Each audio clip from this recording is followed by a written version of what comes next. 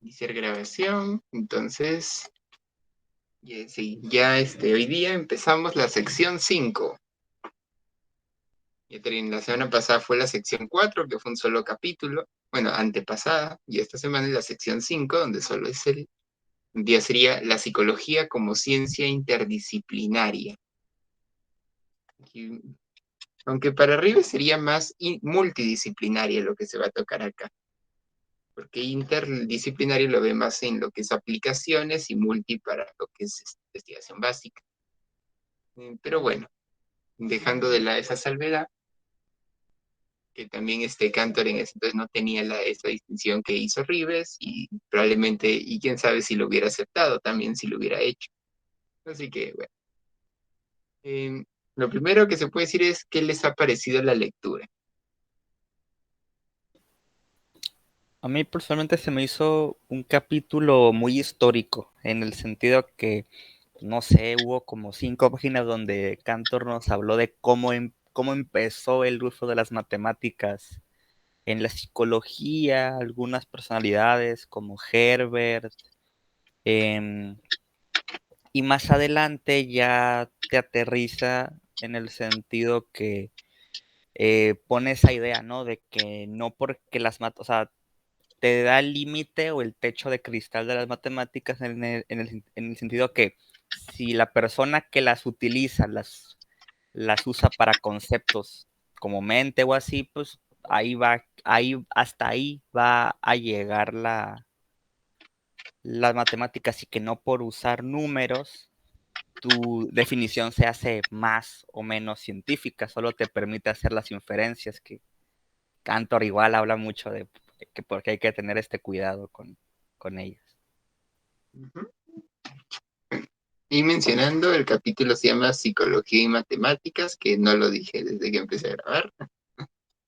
Y bueno, ¿has tenido alguna duda sobre el capítulo? Yo creo que no, pero hey, tú ya sabes que por la presentación a veces salen dudas, ¿no? Flor, ¿tú lo leíste?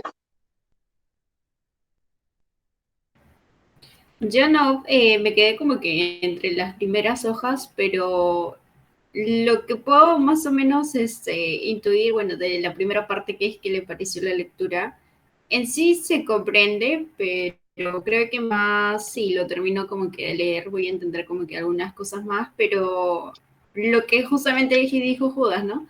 De cuál es la importancia o cómo ha sido el aporte de la psicología en el caso de las matemáticas, al igual que se da en otras disciplinas, ¿no? Y con respecto a las dudas que he tenido sobre la lectura, bueno, por el momento, ¿no? Capaz en el camino se me surjan algunas dudas que te voy a hacer la consulta, Jane.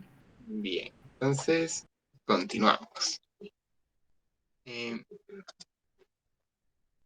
en Psicología y Matemáticas, una imagen representativa como siempre, y son unas grafiquitos, figuras estadísticas, un gráfico de barras y histograma. Bueno, encontramos, bueno, una de las frases que nos empieza diciendo es que todo evento psicológico es a la vez biológico, físico, químico y cultural. Y la etología sería como una interfase entre la biología y la psicología. Bueno, esto ya lo hemos visto. Claro, es verdad, o sea, todo el evento psicológico es biológico, físico, químico y cultural, pero a la vez hay ciertas diferencias entre los eventos biológicos, físicos y químicos que no son psicológicos con los que sí lo son. Hay ciertas distinciones que ya se han venido viendo en capítulos anteriores. Y con respecto a lo cultural, pues podríamos decir que también es psicológico, pero hay algunas diferencias entre lo que es cultural y psicológico y lo que no es, y lo que es solo psicológico, pero no cultural. Y bueno, viendo esa salvedad, podemos proseguir. Eh, mm, o, a ver, aquí ya empezamos ya un poco con el tema. ¿Hay una duda sobre este aspecto antes de ir acá o no? Por ahora Entonces, no, Jairo. No, Jair, todo claro. ahí ya. Entonces, bueno, y entrando en el tema, podemos ver psicología y matemáticas, cuáles son los aportes que se pueden hacer entre sí.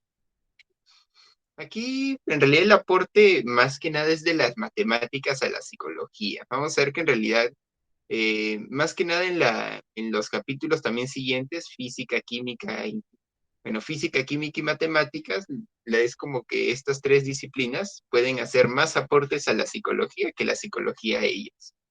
Sin embargo, bueno, el principal aporte que haría la psicología sería el de desmitificar, eh, o sea, de hacer una perspectiva más naturalista y menos misticista, entendida más desde un punto de vista de que la conducta matemática también es conducta y también se puede analizar como cualquier otro fenómeno natural. Entonces no hay que tener así que decir, mira, matemática. Por ejemplo, si pensamos, por ejemplo, en Platón, él, en su mundo de las ideas, tenía también ciertas nociones de matemática, ¿no? O incluso, en Pitágoras. O sea, en cierta forma, por ahí no sé si Cantor lo consideraría dualismo, pero creo que no, pero medio como que tenía un aire medio místico, ¿no? Y parte también de las ideas de la matemática. Y es en parte un poquito, o sea, se ve como que la poca comprensión sobre estos fenómenos, pues a veces lleva a suponer que tal vez hay una cierta dualidad, ¿no? Entre el mundo real, concreto, ostensible, y el mundo y más eh, de las ideas. Entonces, por eso es importante dar una explicación del comportamiento matemático como algo natural para no estar creyendo en estas ideas. Y bueno, los aportes de la matemática en la psicología están más que nada en la medición de cualidades, y es principalmente en la morfología de los estímulos o de las respuestas, o el número de veces en las que se da algo. Digamos, quiero ver, comparar las diferentes respuestas que se dan ante objetos con brillos diferentes. Entonces, como veíamos en el capítulo de psicofísica, entonces ahí habría que tener alguna unidad de medida del brillo.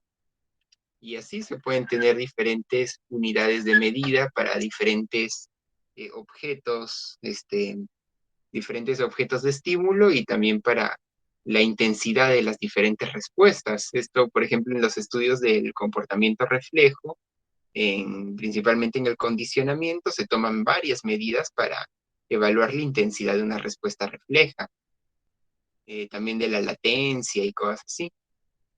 Entonces, la principal aporte de las matemáticas a la psicología es la medición, bueno, el primero. El segundo es el cálculo y la predicción. Esto más que nada en cuanto al planteamiento de hipótesis. Cuando alguien propone una hipótesis, generalmente dice, yo creo que el tanto por ciento de esta población o de estas personas van a dar este resultado o sea, un resultado mayor a tanto. O sea, te permite poder hipotetizar de una forma más precisa y poder dar una probabilidad digamos, de qué tanto se acertó, o qué tanto se podría, claro, más que nada eso, ¿no? Qué tanto se acertó, qué tanto no. O sea, en sí, lo que es la predicción y el cálculo, las matemáticas ayudan. Incluso, mm, también en análisis de la conducta o en psicometría también, ¿no? Cuando alguien quiere ver con qué frecuencia se realiza una cierta actividad, y a partir de eso suponer qué tanto lo haría en otra situación, pues más o menos es como que eso te permite hacer cálculos y predicciones. Y la última es la de abreviar operaciones, o sea, formalizar y legalizar. Más que nada formalizar, poder formar leyes. Y aquí nos hace una pequeña advertencia, ¿no? Ninguna fórmula matemática es válida si no respeta la naturaleza de los eventos psicológicos. O sea que no se trata de especular, sino de observar y de tratar de resumir, varios datos a partir de varios datos y operaciones a partir de una fórmula matemática. Esta sería el principal uso que se le suele dar a la matemática, por ejemplo, en la física o en la química. Hola Elías, cuando vemos tantas fórmulas y tratamos de resolver, más que nada es que estas fórmulas hacen eso. O sea, lo que hacen es un resumen de varios resultados de investigación. Entonces, estos serían los tres aportes, ¿no?, que da la psicología a la matemática. Ahí le mencioné a Elías, estábamos viendo recién hemos empezado, estamos viendo cuáles son los aportes de la psicología a la matemática y de la matemática a la psicología. De la psicología a la matemática lo vamos a mencionar nuevamente más adelante, no es mucho.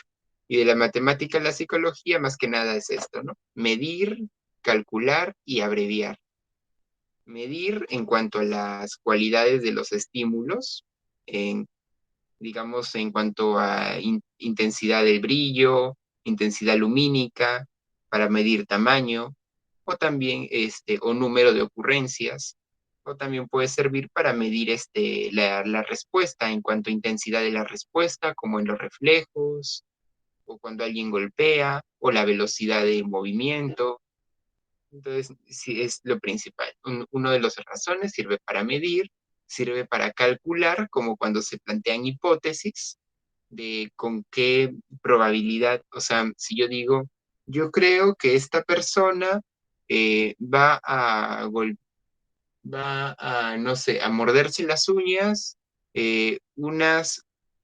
más o menos unas 5 veces alrededor de esta semana.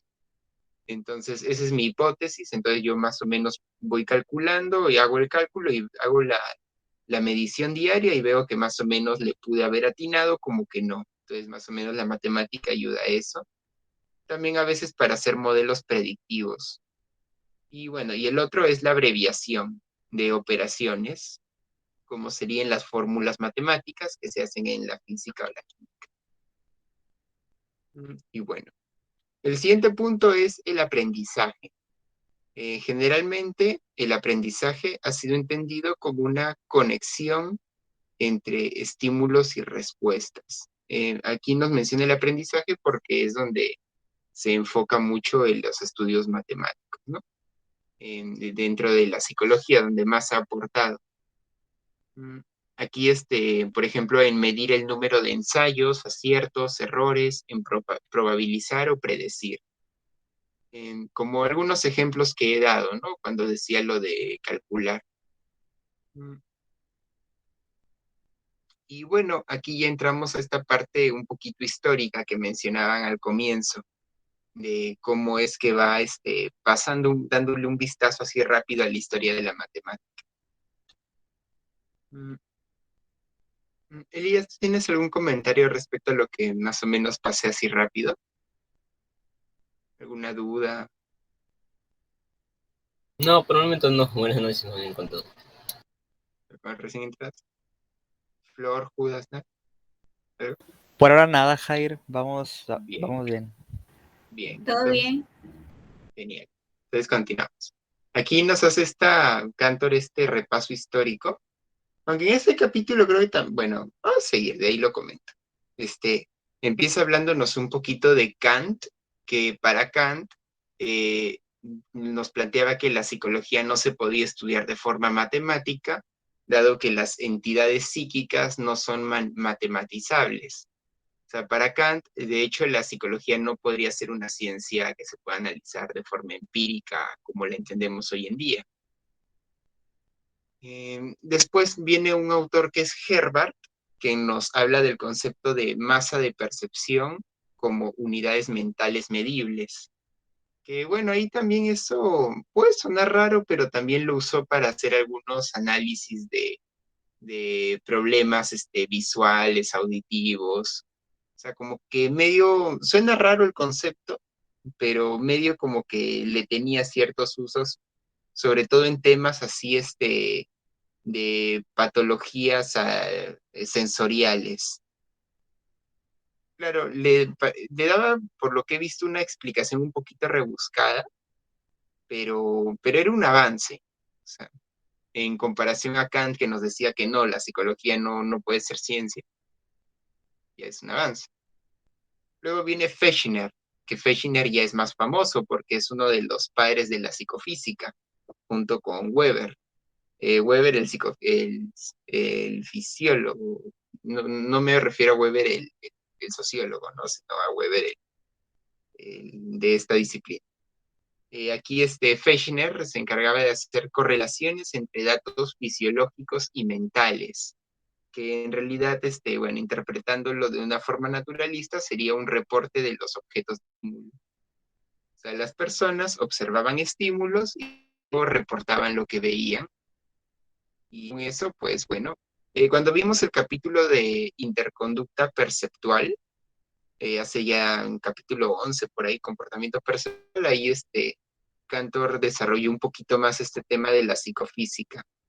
Y más o menos se ve este asunto, ¿no? Como estos autores, Fechner y Weber, hacían estas correlaciones entre digamos, las mediciones físicas de los objetos y las descripciones que daban las personas. Creo que hasta ahora se hace esta forma de investigar y creo que ha desarrollado bastante. Así que podría ser conveniente revisarlo, retomarlo en algún. Ebbinghaus es otro autor que también aportó mucho. Él desarrolló lo que son las técnicas de memorización. Ahorita no me acuerdo mucho sobre Ebbinghaus. Creo que él, no sé si me equivoco, que fue el que hizo esto del aprendizaje, de la memorización de sílabas sin sentido. Creo que sí, ¿no? No me acuerdo, pero... Uf. Sí, sí fue. Sí, ahí Elías dice que sí. Sí, Ebbinghaus es un autor bien famoso y bueno. Entonces él bueno, él desarrolló esta metodología, ¿no? Que aquí se puede ver, ¿no? Cómo nos plantea qué tan el porcentaje de sílabas retenidas y cómo va organizando el tiempo, los días, ¿no? Y se puede ver su curva del olvido y de la memorización. Luego vinieron otros autores como Darwin, Galton, Binet, Pearson, que son autores que hicieron muchos aportes a lo que es la psicometría y bueno, sí, o sea, Galton, Binet y Pearson los van a encontrar en cualquier historia de la psicometría. Hablaron mucho de la inteligencia animal.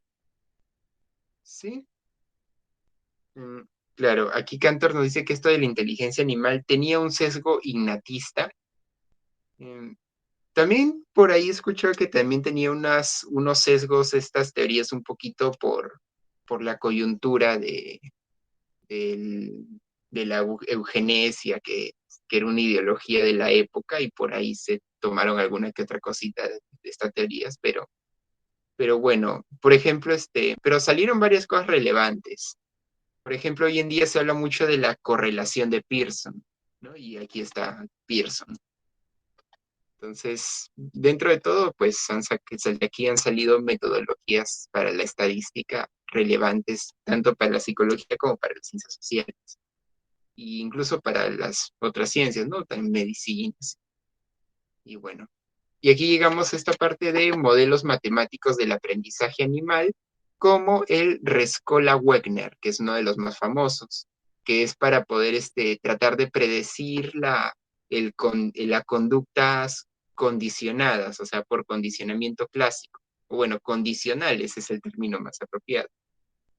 Pero bueno, en esa época, pues el condicionamiento clásico era creo que la única teoría que era matematizable, o no sé, por lo menos es lo que plantea Cantor. Hoy en día hay más matematización de otras formas de aprendizaje, de condicionamiento operante, o creo, y también de lo que hablan de esto del aprendizaje molar, ¿no? Cuando hablan de la conducta molar con estos de la ley de igualación y ya hablan de otras fórmulas, pero en esta época pues solamente se podía matematizar la teoría del condicionamiento en fórmulas matemáticas. Y bueno, el siguiente punto que nos aborda Cantor es bueno, formas de entender la matemática, ¿no? ¿Qué es matemática? diferentes perspectivas. ¿Quisieran hacer un comentario respecto a esto? Si es que he cometido algún error o si hay algo que quisieran agregar. Yo por ahora no, Jair. Bien, seguimos.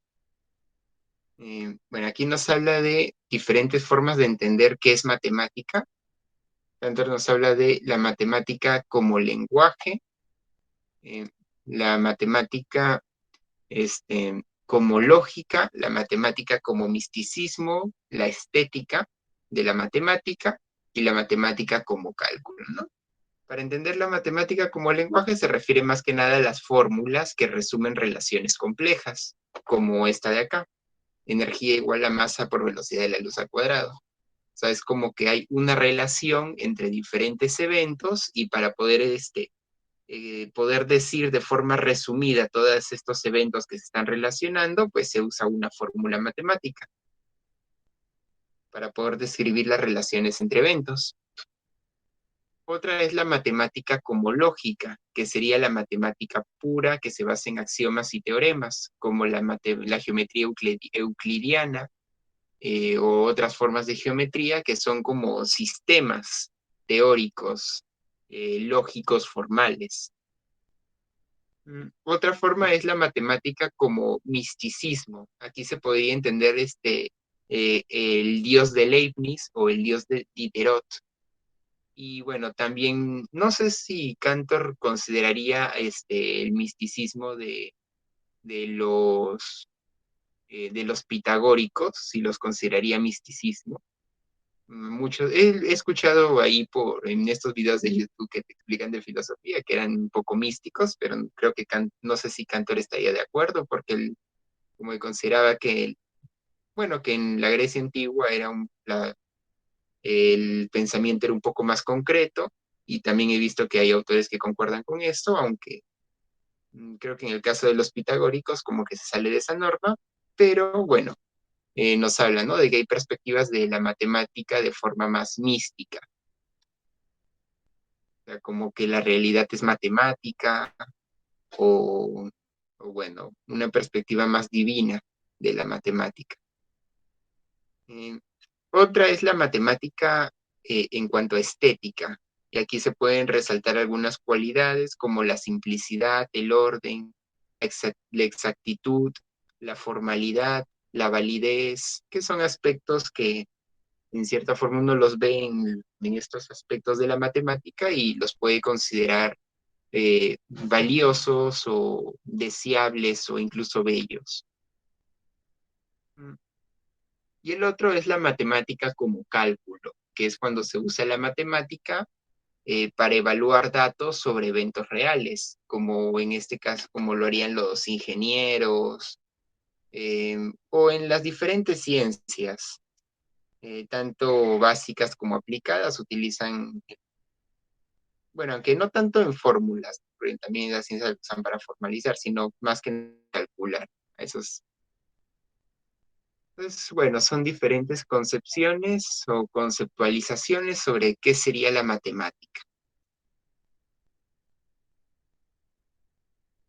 Y bueno, aquí ya nos habla, entrando un poco a modelos matemáticos.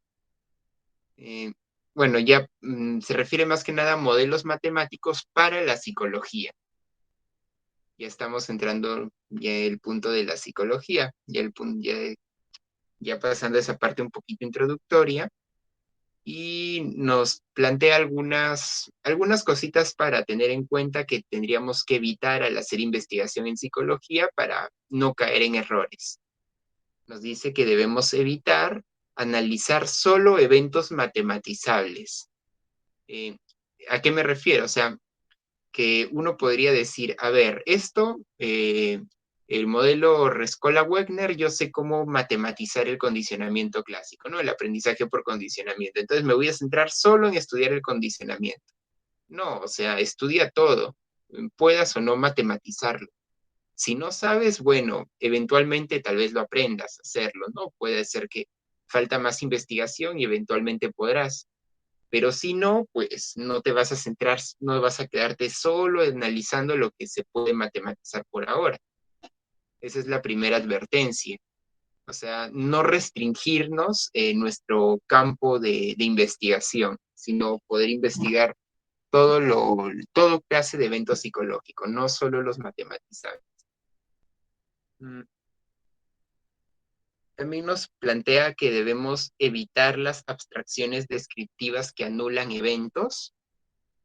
Esto yo lo entiendo así como que se me ocurre un ejemplo que podrían ser tal vez alguna, aunque no estoy del todo seguro, las fórmulas quizás de que hacía este autor, ¿cómo se llamaba? Em, de estos de la historia y la psicología, durante este periodo hay un periodo donde se suele resaltar a Skinner, a Leonard Hull, a Leonard Hull. Él, por ejemplo, tenía su ley de la, de la pulsión, creo, del impulso, no me acuerdo cómo se llama su ley que tenía. Pero en cierta forma, si bien esta fórmula matemática era interesante para poder predecir ciertos comportamientos, más que nada se estaba un poquito restringida al ámbito en el que lo usaba, ¿no? Que era más que nada el comportamiento de las ratas, bueno, el comportamiento animal. Y no era tan generalizable y digamos que en cierta forma uno se podría preguntar por qué analizaba solo esas variables que están incluidas en su fórmula y no otras.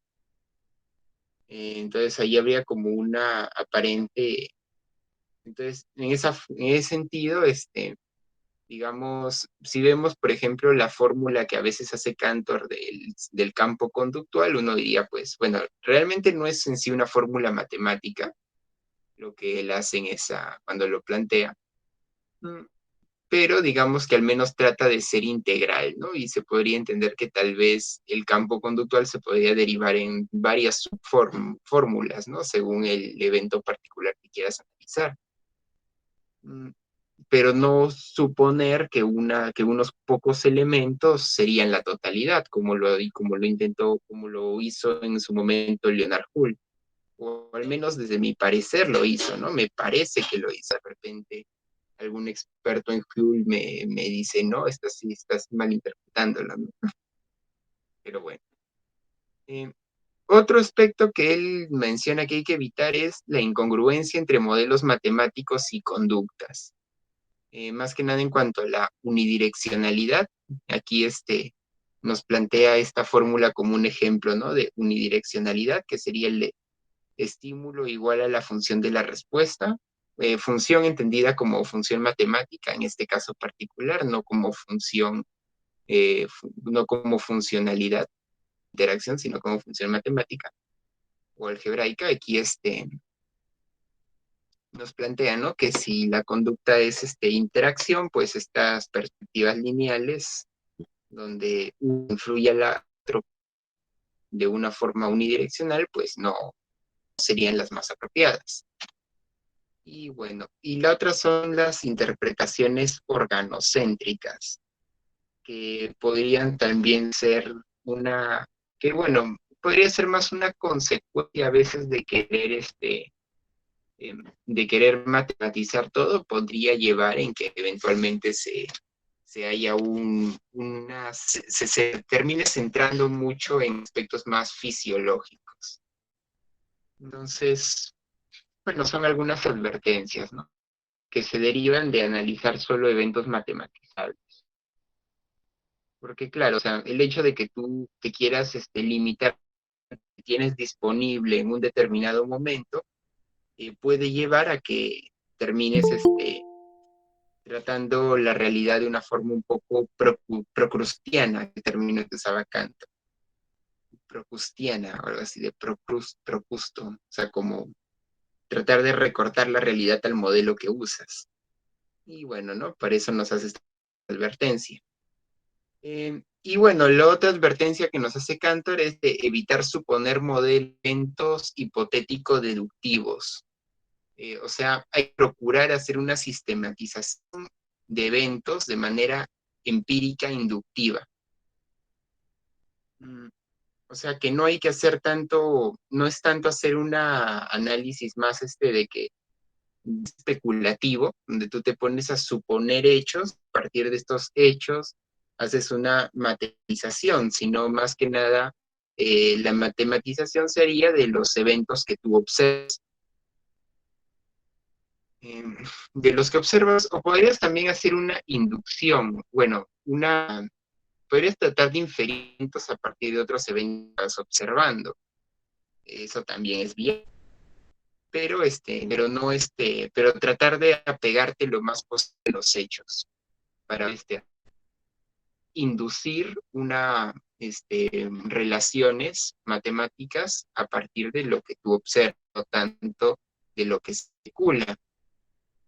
Vamos a ver, por ejemplo, el capítulo siguiente de la misma semana, que en física a veces Cantor critica un poquito esto de la física moderna, que nos dice de que a veces por ejemplo, en esto de la teoría de cuerdas, ¿no? Que se pone a especular y hacer matematización en torno a especulaciones. Eso, pues, a Cantor no le leía mucho.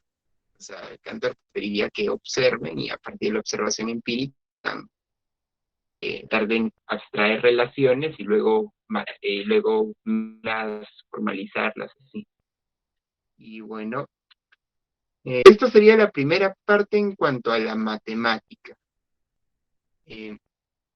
Luego ya un poquito en cuanto a los aportes de la matemática a la psicología, y esto, hemos visto, viendo el repaso, cómo aportan entre sí, cómo se aportan mutuamente la psicología a la matemática a la psicología, un poquito dentro del aprendizaje, que es un campo muy nutrido por el tema de las matemáticas, un poquito el aspecto de cómo ha sido la relación entre psicología y matemática históricamente, un poquito las diferentes conceptualizaciones sobre la matemática y algunas recomendaciones para evitar errores interpretativos y metodológicos en cuanto a la matemática. Entonces, hasta este punto, ¿hay alguna pregunta o algo que quisieran comentar?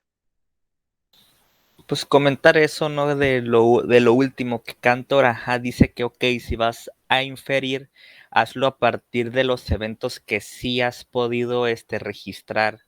Y lo que vas a inferir que sean cosas que ya hayas registrado antes en cuanto a esas medidas. O sea, si ya registraste la frecuencia, por ejemplo, que pues lo ideal fuese, a menos que ya lo hayas hecho antes con el usuario ese, pues que no intentes hacer otras medidas a partir de la, de la que no has registrado, por así decirlo. Claro. Y sí, puede pasar, ¿no? De que uno pueda suponer qué es lo que podría. Incluso a veces, ejemplo, algo que podríamos mencionar es en cuanto a en algunos test, ¿no? Cuando nunca, a veces, casi siempre, siempre.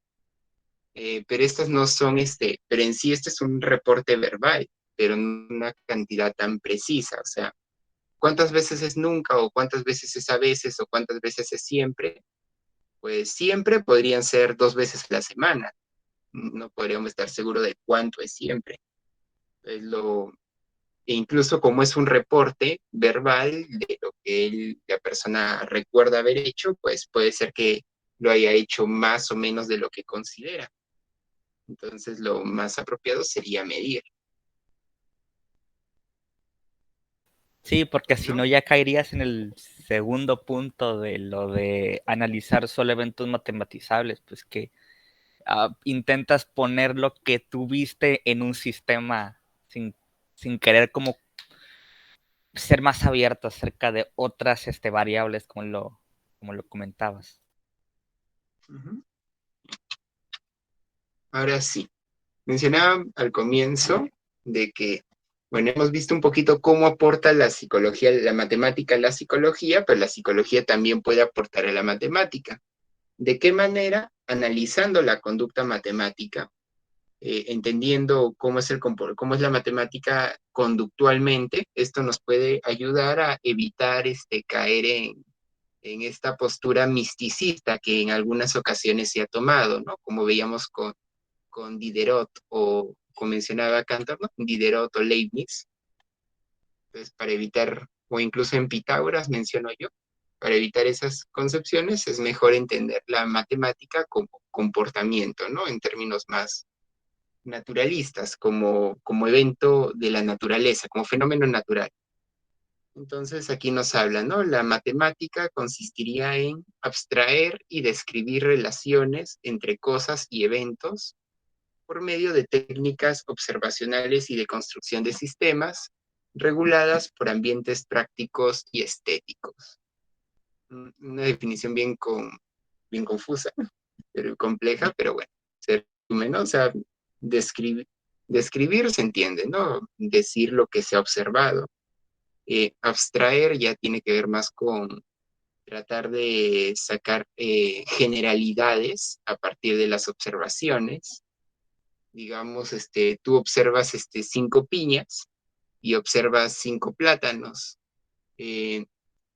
pero tú dices, bueno, junto esto y tengo 10 frutas, pero tú puedes hacer la abstracción. 5 piñas son 5 plátanos son 5 y 5 más 5 es 10. O sea, haces una abstracción a partir de eventos particulares, como una generalización.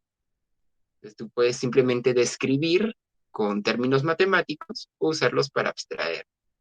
Y bueno, a partir de esta abstracción también puedes abstraer relaciones, como sería más en el caso de las fórmulas.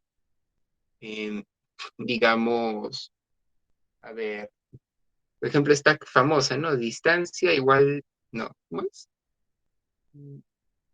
Mm, Distancia igual a velocidad por tiempo, ¿no? Entonces entiendo, ¿no?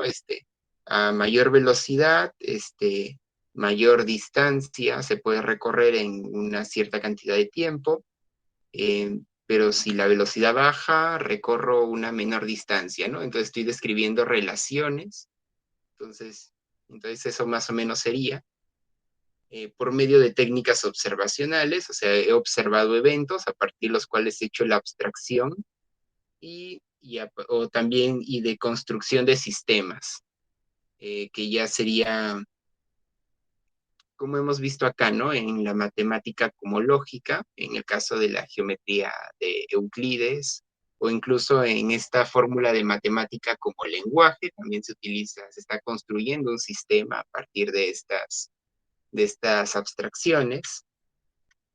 Y bueno, ¿no? Esto está regulado por el ambiente práctico y estético, ¿no? O sea, por lo que veíamos como la matriz cultural, ¿no? Que regula nuestro comportamiento, o sea, en el que nos encontramos, ¿no? El ambiente social.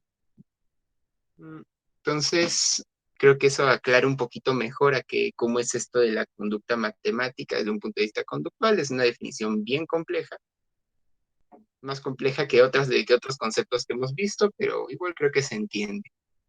Y bueno, nos habla de los sistemas matemáticos, que en sí los sistemas matemáticos no son conductas matemáticas, ¿no? Sino que son más bien productos de las conductas matemáticas. Serían como objetos de estímulo formales. Se podrían entender que son objetos de estímulo sustitutos, principalmente creados por las personas y que permiten manipular y crear constructos libremente, o sea, de una forma no tan restringida por los objetos que tú puedes manipular de manera directa. Te da una libertad un poco mayor el poder crear objetos formales. En sí, los sistemas matemáticos se encarga de estudiarlo más la matemática pura, mientras que la matemática aplicada se encarga más de hacer operaciones de cálculo y pruebas de validez. Como lo veíamos acá, ¿no? Matemática pura sería algo así, ¿no? Matemática como lógica, como en estos sistemas abstractos, y la matemática aplicada ya sería más matemática como cálculo, llevándolo más a situaciones concretas. Y bueno, eso es lo que nos plantea. Aquí Cantor también nos asegura de que es importante que si, con respecto al peligro que conlleva la libre construcción de eventos, o sea, el hecho de que tú tengas libertad de crear puede conllevar un riesgo y es de que puedas terminar, inventando cosas que no tienen sustento empírico. Entonces es por eso que es importante crear, pero también verificar lo que vas creando. O sea, verificar, sí, todo lo que estoy analizando está bien, pero ¿de verdad es así? Entonces, si es solamente en pura matemática, lo puedes tratar de ver si hay contraejemplos o tratar de validar, ¿no? Mediante tus fórmulas. Si es algo, una cuestión empírica, puedes tratar de buscar evidencia que pueda verificar o falsear tu hipótesis. No quedarse solo en la especulación. Y bueno, eso es todo lo que bueno, más o menos de forma resumida es lo que nos habla Cantor sobre la conducta matemática. Se me hace interesante esa definición de conducta matemática. No la había como visto hasta esta presentación. La de regulada por ambientes prácticos y estéticos. Uh-huh. O interconducta, se le podría decir, ¿no? Le digo solamente conducta para evitar problemas, ¿no? Confusiones. Pero bueno, aquí en el subtítulo nos dice interconducta, las interconductas como, las matemáticas como interconducta, ¿no? Aquí podríamos ver esta distinción, ¿no? Porque esto sería más la matemática entendida desde un punto de vista psicológico, como las acciones que realiza el individuo, en este caso humano. Y esto sería más desde un punto de vista social, ya como productos.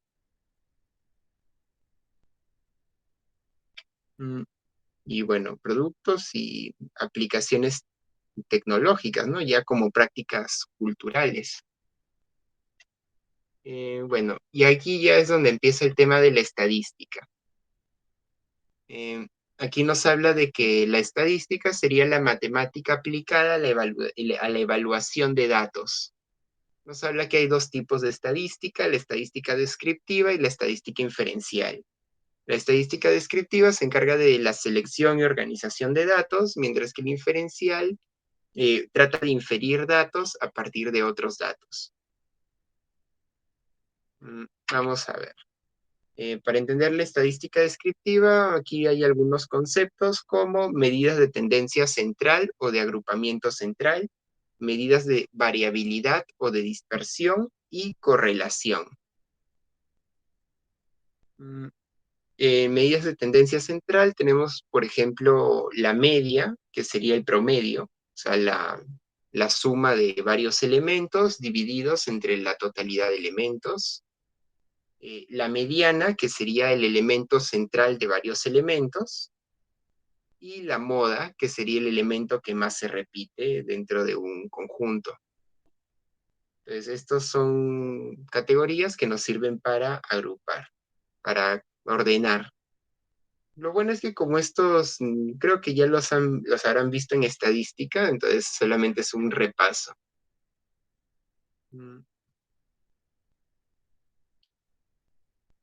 Elías, en tu caso, ¿tú los conoces estos conceptos? De repente en biología también te enseñan estadística a un nivel mayor que a los psicólogos, o no sé.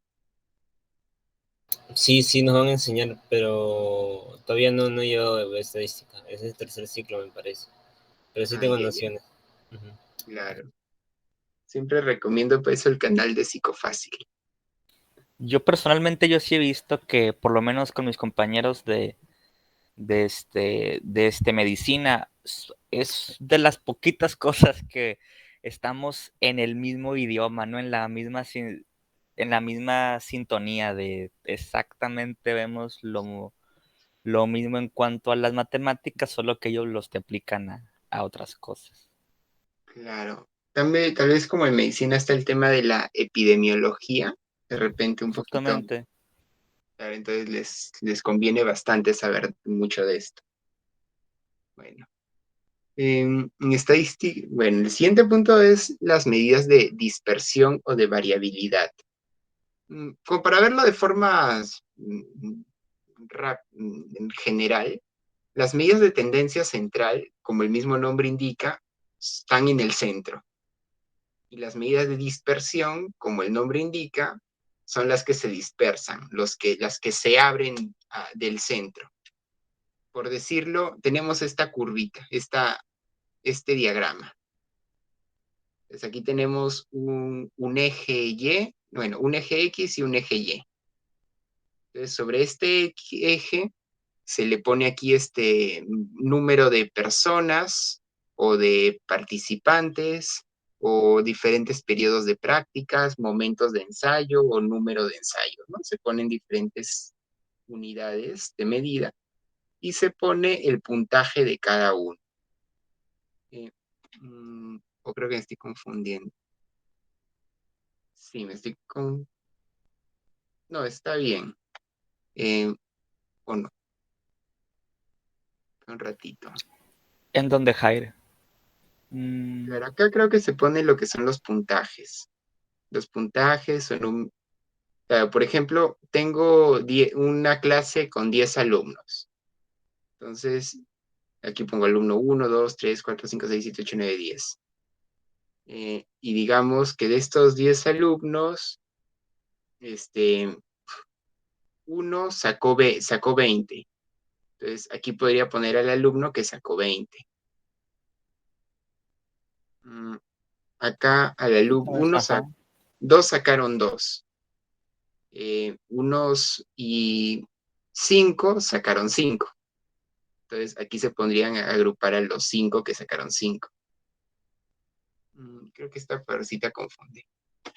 Que no me Pues acuerdo en bien sí cómo era. se puede poner de las dos formas, ¿no? Lo que estás diciendo en la X, en la Y y en la Y en la del X, pero sí Sí, es generar una relación, pues como, como claro, vimos hace dos láminas. claro. O sea, el asunto es que las medidas de tendencia central, como serían el promedio, la mediana o la moda, se puedan agrupar más en el centro, más acá, como lo pueden ver en en estas curvitas de aquí. Mientras que las medidas de dispersión son las que más como que se dispersan, o sea, las que se van más hacia los extremos, por decirlo de algún modo. Entonces, por eso, cuando decimos la media es el promedio, ¿no? Se suman todos los elementos y se restan entre el número de elementos y nos sale la media. La mediana es literalmente el elemento del centro. O sea, si hay un alumno con 0,2 y un alumno con 20, entonces el elemento del centro, ¿y cuál sería? A ver, 20, 19, es un número, a ver, sería el 10. El elemento del centro sería 10. El alumno que es un alumno que haya sacado 10. Y la moda sería el elemento que más se repite. Si la mayoría de alumnos sacó 0,5, entonces la moda sería 5.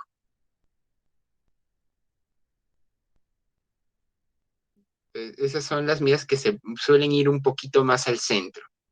Las medidas de dispersión son las que se van más a los extremos. Por ejemplo, el rango. El rango sería el número mayor, bueno, claro, el número mayor, 20, menos el número menor, 2. 20 menos 2 es 18. Entonces 18 sería el rango. La desviación estándar es un concepto bien complicado de definir. En sí es la raíz cuadrada de esta cosa de acá.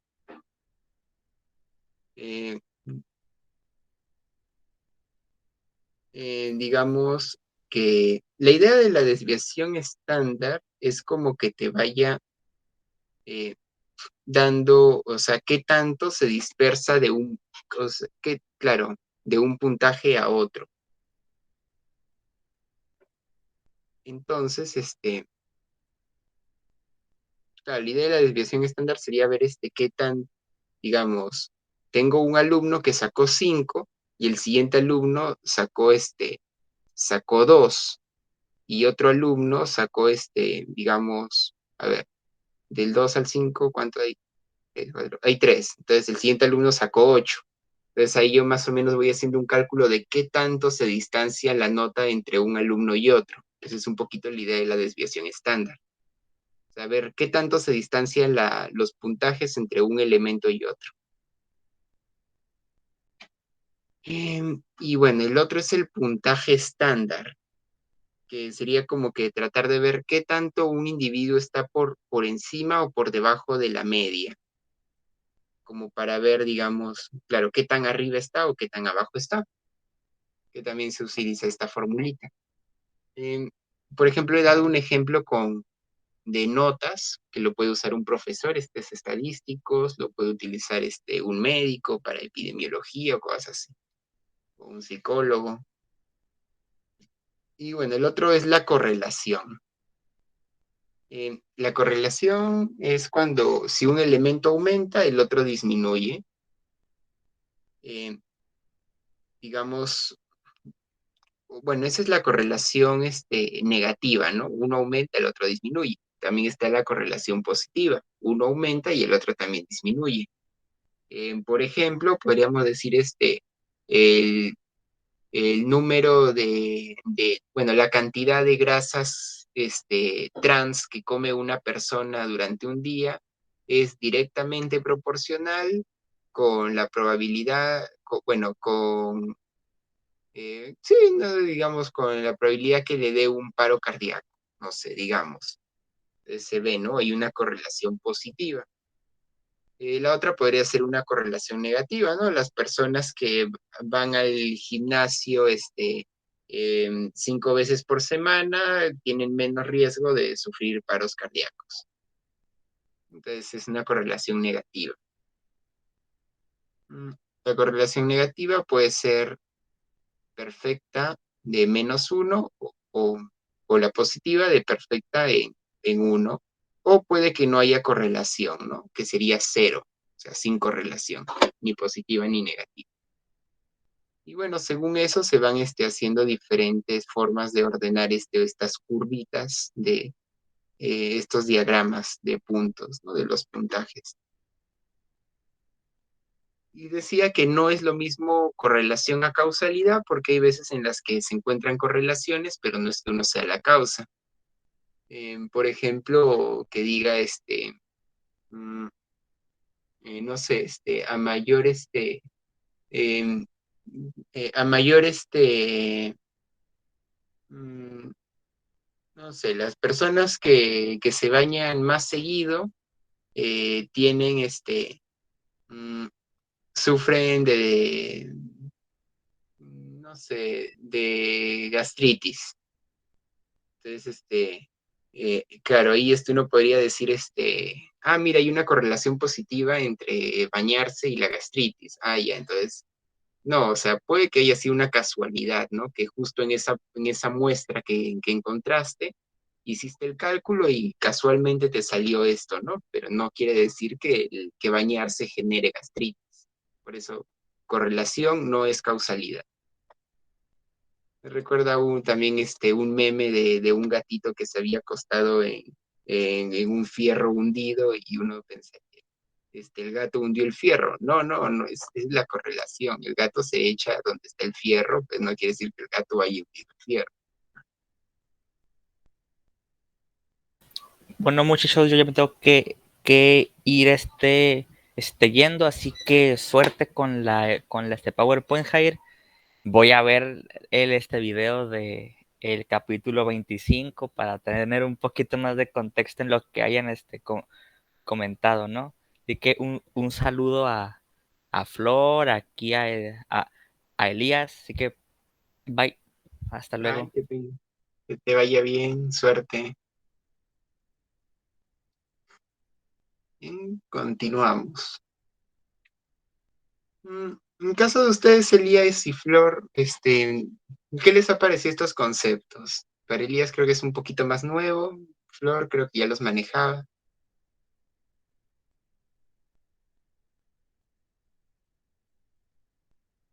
Bueno, en mi caso, algunas cosas las he reforzado, ¿no?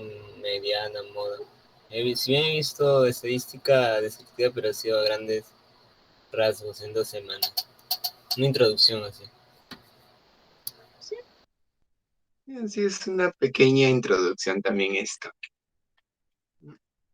Aquí creo que he hecho mal leer esto. Esto creo que tendría que ir es acá, esto de acá.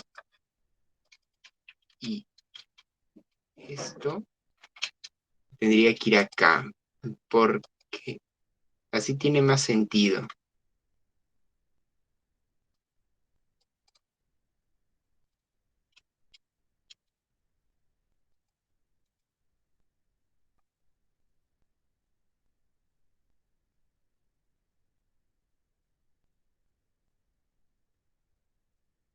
Bueno, Flor, si por ahí tú ves que digo alguna cosa que no es cierta, también tú sabes un poquito de estadística, así que podrías tratar de corregirme en caso lo haga.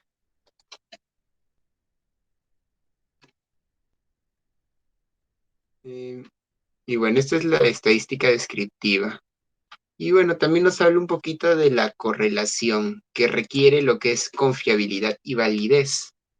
Estos conceptos de la confiabilidad y la validez ya los abarcó Cantor en un capítulo anterior, que es el capítulo 9, que hablaba sobre las diferencias individuales, ¿no? La personalidad en términos psicológicos. En las pruebas había, ¿no? Que se evaluaba esto. Y bueno, la confiabilidad se puede entender como la consistencia entre resultados. Por ejemplo, si yo pongo en esta balanza esta monedita y me sale que pesa 5 kilos, luego la saco, la vuelvo a poner y me sale que pesa 8 kilos, y luego la saco, la vuelvo a poner y me sale que pesa 20 kilos, pues es que esta medición no es consistente, entonces no puedo confiar en los resultados que que me da este instrumento. Pues la confiabilidad consistiría en eso, ¿no? En que las mediciones sean consistentes en diferentes momentos. O sea, la lógica sería, pues, de que tú pesas la monedita y te sale, no sé, ¿cuánto pesaría una moneda? Pues 10 gramos, digamos, ¿no? Me imagino. Luego la sacas, la vuelves a poner y te sale 10 gramos. Sacas, vuelves a poner y te sale 10 gramos. O sea, porque tiene que ser consistente. Y si no es consistente, pues no confías en esa medición. Y la validez, pues, se refiere a la efectividad para el propósito designado, ¿no? Por ejemplo, aquí agarro esta regla o este centímetro, mido esta plantita y digo, pesa 7 kilos. No, pues este es un registro inválido, porque sí, o sea, hay una medida de 7, pero esto no mide kilos. Entonces, esta medición no es válida. O sea, no es efectiva para el propósito designado. Entonces, esa es un poco la lógica de la confiabilidad y la validez. Mm, Que bueno, algo importante para hacer la correlación que veíamos acá, ¿no? Mm, Si tú tratas de correlacionar eventos o elementos sin tener sin poder estar seguro de que tus mediciones son válidas y confiables, pues entonces mejor no correlaciones. Solo hazlo cuando estás seguro de que tus mediciones son válidas y confiables, si no, no lo hagas.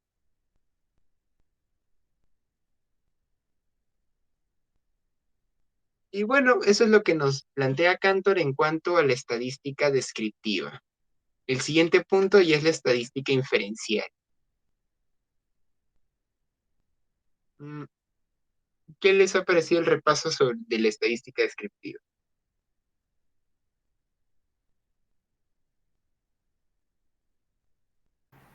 Recordando algunos términos más que nada, ya saben que se olvidaban ya de tanto ciclo que ya pasó.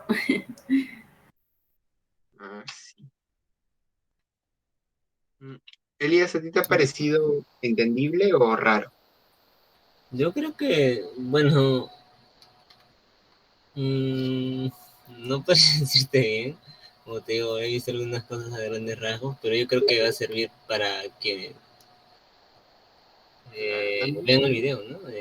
Claro. Sí, porque también lo he tenido que explicar así todo rápido por el tema del tiempo, así, ¿no? Entonces, como siempre digo, yo te recomiendo que veas los videos de Psicofácil. ahí te lo explican mejor, ¿no? Y bueno, también puedes ver el video, ¿no? Es una buena opción. Y bueno, el siguiente es la estadística inferencial. O sea, la estadística descriptiva es más para ordenar datos. La inferencial es más para inferir ciertas medidas a partir de otras. Mm, Generalmente, a veces la estadística inferencial se utiliza en poblaciones, ¿no?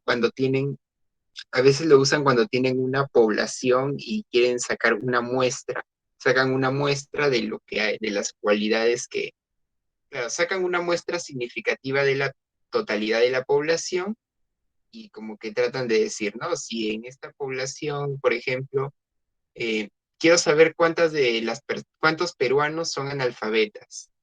Entonces saco una muestra representativa de la totalidad de peruanos en las diferentes regiones del Perú y y digo, ¿no? Ah, ya, esta muestra, a ver, imaginemos, ¿no? En Perú hayan unos 10.000 millones por ahí, no sé, y la muestra significativa serían unos 100.000. Entonces, yo trataría de generalizar los resultados de los 100.000 a los 10.000 millones. Más o menos esa sería un poquito la idea de la estadística inferencial. Aunque Cantor nos plantea utilizarlo más que para eso, para hacer experimentos. Eh, Esa estadística, ese ejemplo es más poblacional. Ese es un ejemplo que podrían utilizar más las ciencias sociales o incluso las ciencias médicas, que se encargan de, como la epidemiología. Es un aspecto más poblacional, de ver cuál es el estado de una población. Para la psicología, este tipo de experimentos, en este tipo de usos, no es el más apropiado. La idea es centrarse en los individuos. Claro, un psicólogo puede trabajar también de forma multidisciplinaria con otras disciplinas y hacer estas metodologías para evaluar muestras y poblaciones. Pero no es en sí lo que estudia en sí la psicología, ¿no? La psicología se centra más en el estudio individual o de grupos pequeños también a veces. Entonces, para esto vamos a utilizar la estadística inferencial para los experimentos, para hacer investigación experimental. En psicología experimental a veces se puede utilizar la estadística inferencial para hacer una distribución aleatoria de quiénes son los participantes o los sujetos experimentales que van a ir al grupo control o al grupo experimental. La distribución aleatoria puede ser útil para evitar también variables extrañas, ¿no? Digamos,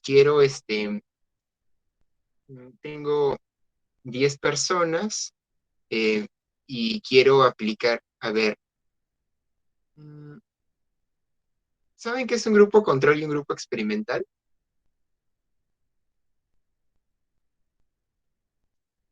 Tal vez he dado por hecho que sí.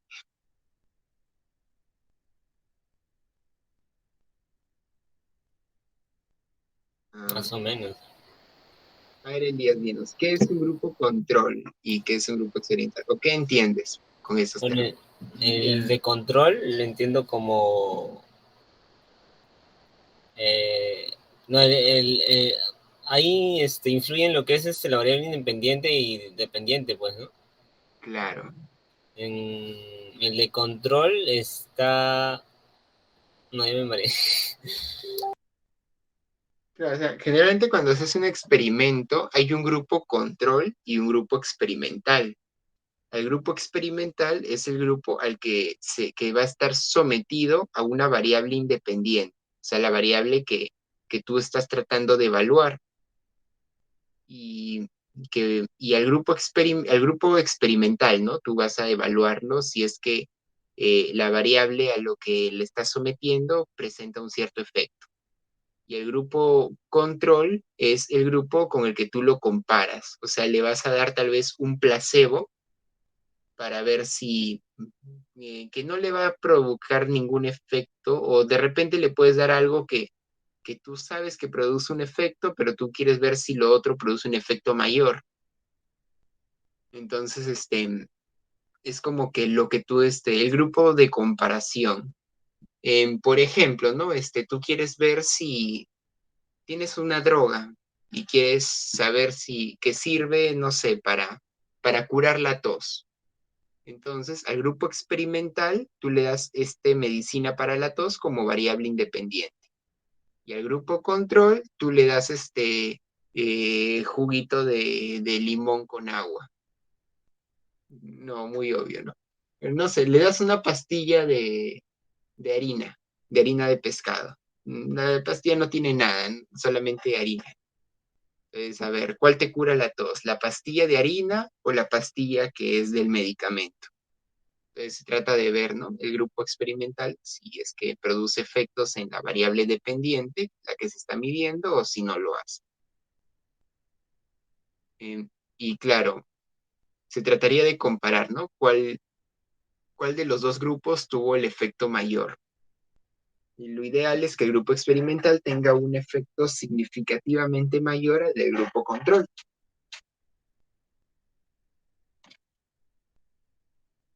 Dado que al grupo control se le está dando o bien un placebo o bien un tratamiento que se considera más o menos inefectivo o que no es tan, o que es efectivo, pero se está tratando de encontrar algo mejor. Ese es un ejemplo más en cuanto a la producción de fármacos. Mm, En psicología, bueno, hemos visto varios ejemplos a lo largo de las sesiones, pero ahorita no se me ocurre uno, porque, bueno, en psicología es un poquito más complicado que en farmacología a usar este tipo de diseño.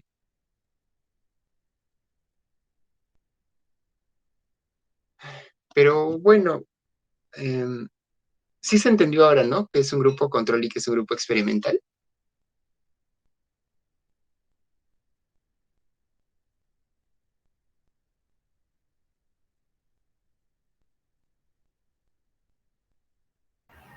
Sí, Jair. Ay, sí, quería ver si Elías lo entendió.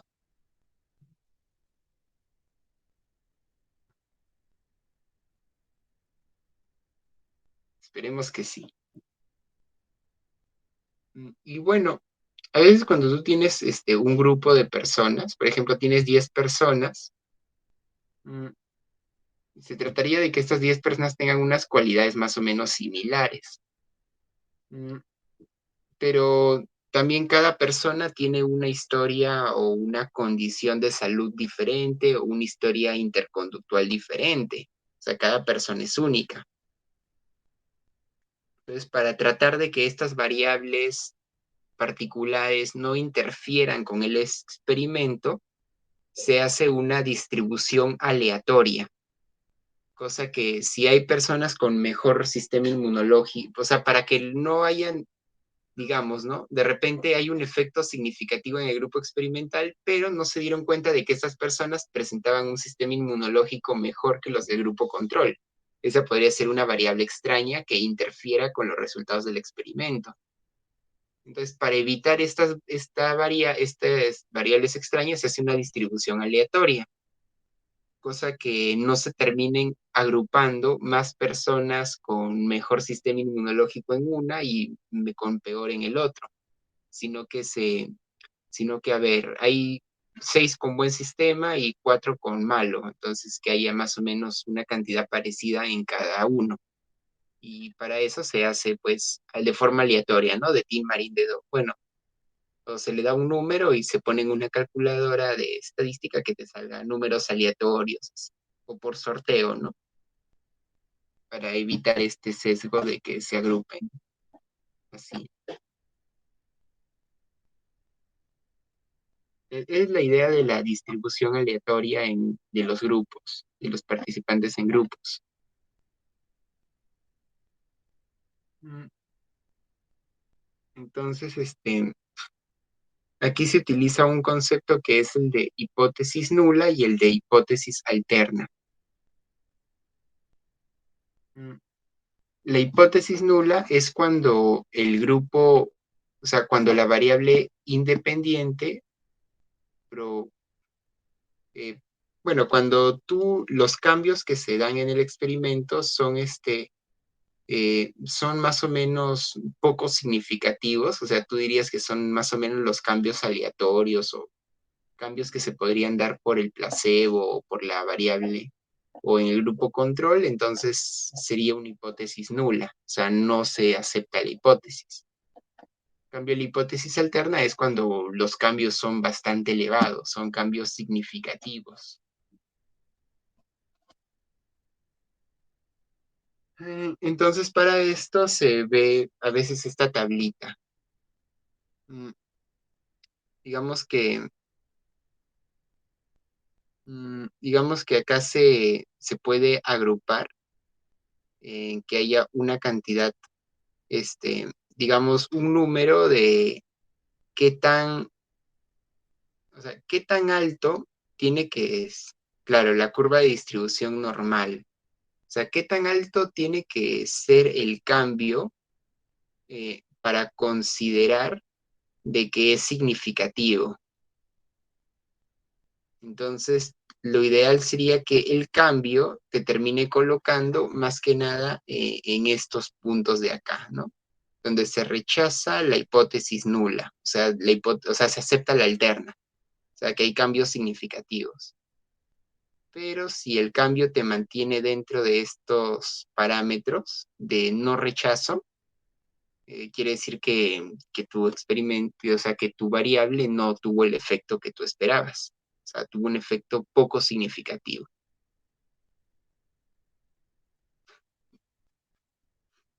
Más o menos esa es la idea, ¿no? Entonces, aquí ya vemos cómo varios conceptos de la estadística nos van sirviendo para el análisis experimental.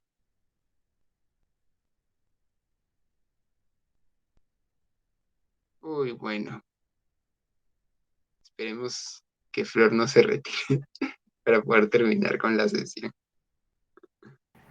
Sí, no te preocupes, Yair, sí. Bueno, ya después lo verán por el YouTube. Y bueno, lo bueno es de que de que al menos Flor sí está captando porque es más un repaso para ella. Sí, no te preocupes. Igual y bueno. El otro punto, eh, el tema de la distribución normal. Eh, claro, la distribución normal es cuando se logra una agrupación de los datos de esta forma, ¿no? Como en esta curva de normalidad. Cuando los datos no se agrupan de esta forma, se considera que no hay distribución normal. Generalmente en psicología no hay distribución normal. Es raro encontrar esta forma de distribución de los datos de variables en psicología o incluso en ciencias sociales. Es lo ideal para poder tener una predictividad mejor, pero por lo general no se da. Por lo general no hay. Eh, Hay algunos procedimientos de pruebas de normalidad para poder ver si es que hay distribución normal o no, pero por lo general no la hay. Si la hay, lo que se hace es comparar las medianas, es decir, el promedio, para poder verificar si es que el cambio ha sido significativo o no. Pero cuando no la hay, no, las medias digo, la media es el promedio. Cuando hay distribución normal se compara la media, pero cuando no hay distribución normal se compara la mediana, que es el elemento central. Lo que veíamos aquí en medidas de tendencia central, ¿no? La media es el promedio y la mediana es el elemento del centro.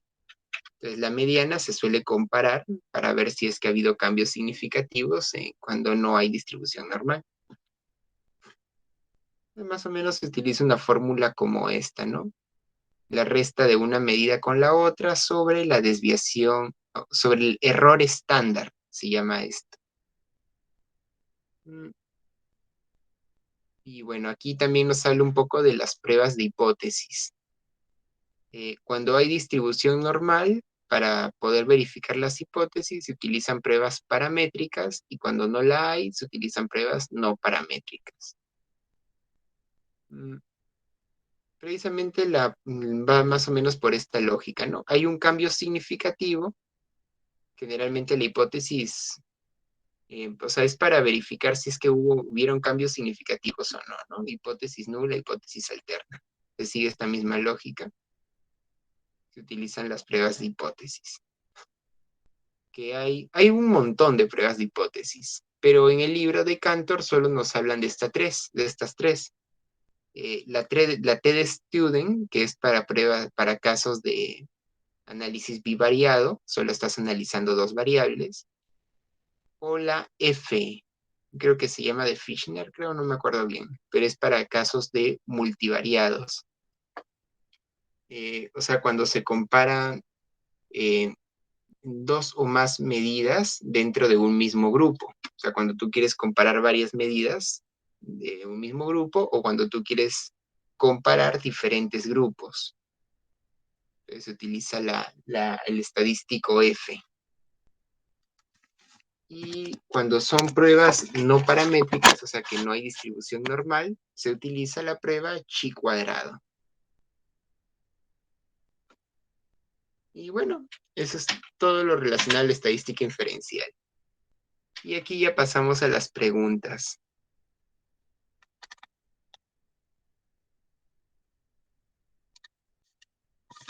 Bien. Entonces, ¿qué es conducta matemática?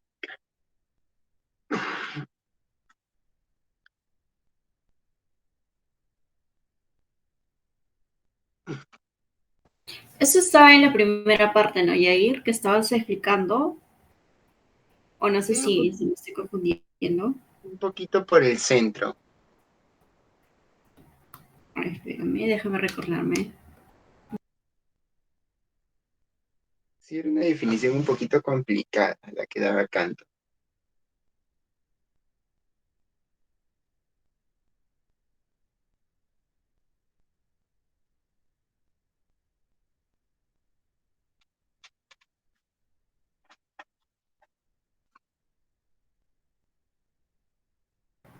Creo que tenía que ver mucho con lo que era hay una parte que habías explicado de lo que tenía la psicología con la matemática, en la cual estaba, por ejemplo, el abstraer, el medir, si no me equivoco. Entonces vendría a ser como una abstracción que se realiza con respecto de buscar alguna relación que va a existir, no sé, entre eventos, cosas que se van a dar.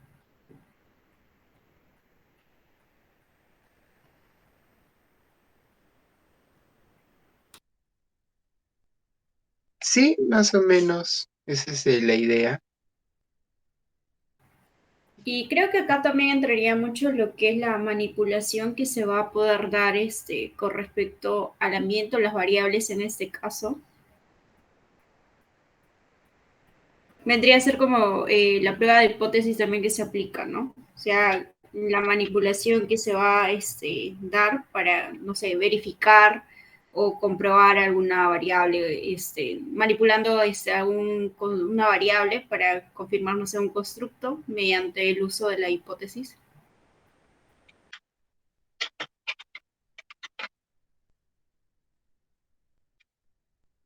Mm, sí, a ver, más o menos. Vamos a ver, aquí está la definición. O sea, la verdad que era abstraer y describir, como tú me mencionaste, abstraer relaciones entre cosas y eventos, que también mencionaste. Y bueno, ¿no? Aquí menciona por medio de técnicas observacionales, que también hablabas, ¿no? De la manipulación, la observación, y de construcción de sistemas. Bueno, esa parte faltó, pero bueno, ya era un poquito más difícil de recordar. Y bueno, el otro que está regulado por ambientes prácticos y estéticos ya es otro punto, ¿no? Pero bueno, más o menos esa es la idea.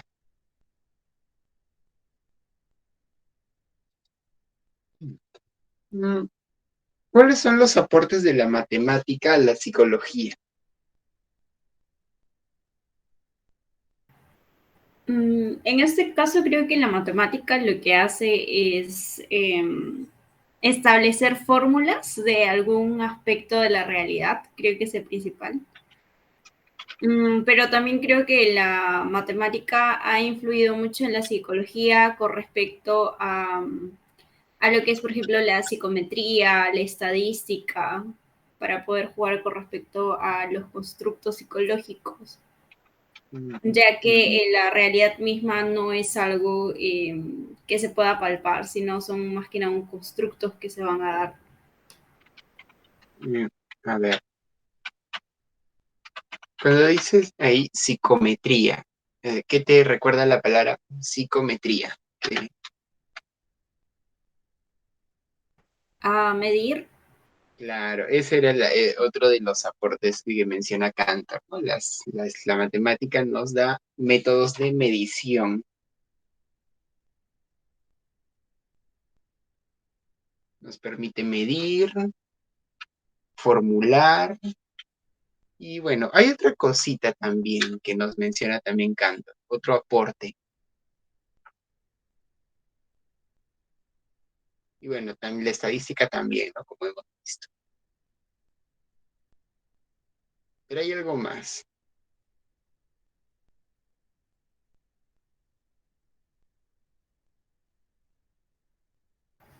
Podría ser, no sé si eso estaba en la otra pregunta, pero podría ser la validez y la confiabilidad, o que Bueno, también la matemática sirve para establecer, no sé, un orden, mm, más una o menos. exactitud. Claro, un poquito dentro de estadística, ¿no? Pero bueno, el otro que mencionaba Cantor era el cálculo. Claro, es medir y calcular, sí, ya se me pasó. Por ejemplo, esto de la estadística inferencial, la idea es calcular, ¿no? Tienes algunos datos y a partir de eso tratas de calcular otros. Y esa sería un poquito la idea de la hipótesis.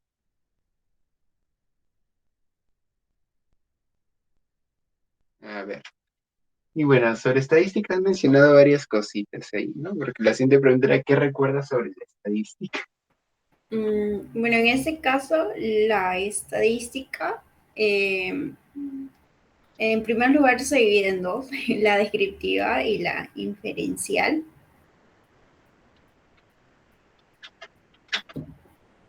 En la descriptiva, esta vendría a trabajar con lo que son las medias, la moda, la mediana, con lo que es el rango también, la desviación estándar. Creo que también correlación entra en la descriptiva. Sí, ¿no? Las medidas de tendencia Creo central que y la ajá, administración. la descriptiva solo trata de describir como que algún aspecto de la realidad o alguna variable, mientras en el caso de la estadística inferencial ya vendría a trabajar con una muestra y de acuerdo a los resultados que se obtienen vendría a extrapolarlo hacia o generalizarlo hacia una población. Y en ese caso ya entraría en la inferencial lo que es la distribución normal, la prueba de hipótesis. La prueba de hipótesis habla ya lo que es la hipótesis nula, la hipótesis alterna. Eh, También ver si son, si tienen distribución normal o no, y de acuerdo a ello trabajar con lo que es las pruebas de normalidad, si son paramétricos, si tienen distribución normal en este caso. En los paramétricos se trabaja con las T de Student para grupos o bivariadas en este caso, y las pruebas F, las que son las multivariadas. Y en el caso de las no paramétricas, en este caso trabaja con la chi cuadrada. Sí. Eh, sí, te acuerdas de varias cositas. Lo que sí te quería mencionar es de que, bueno, esto de la generalización de muestras a poblaciones, más que nada se hace, como mencionaba, en ciencias sociales y en médicas. Pero en psicología, Cantor lo resalta más que nada para lo que es el análisis experimental. ¿Por qué? Porque la psicología, no, recordemos que no se centra tanto en analizar eh, un comportamiento colectivo o social, sino más que nada comportamiento individual.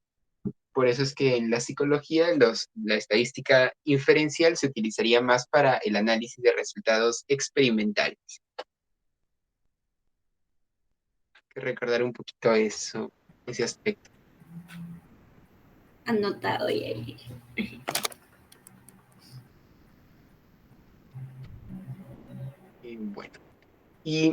Bueno, ¿ante qué problemas necesitaríamos analizar? Bueno, necesitaríamos analizar la matemática, usar, a ver. Lo que se me ocurre primero con respecto a la estadística podría ser, por ejemplo, la validación de un instrumento psicológico, la construcción de la misma.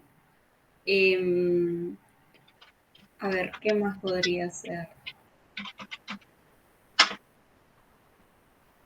O plasmar algún constructo o alguna variable psicológica, un comportamiento quizás usando fórmulas matemáticas.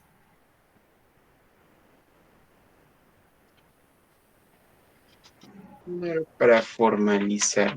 Ajá, Tal vez más que ver ante qué problemas necesitaríamos matemáticas, se podría ver de forma muy general, ¿no? Porque ahí Cantor nos menciona. Pero también podríamos plantear en lo que respecta a analizar el comportamiento matemático.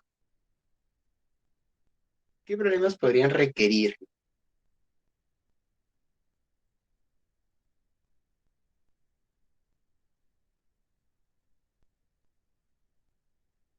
O sea, problemas, por ejemplo, imagínate que estás en un consultorio y te llega una persona, ¿no? Un adulto, un niño, un anciano, ¿no? Y te dice, te cuenta su caso.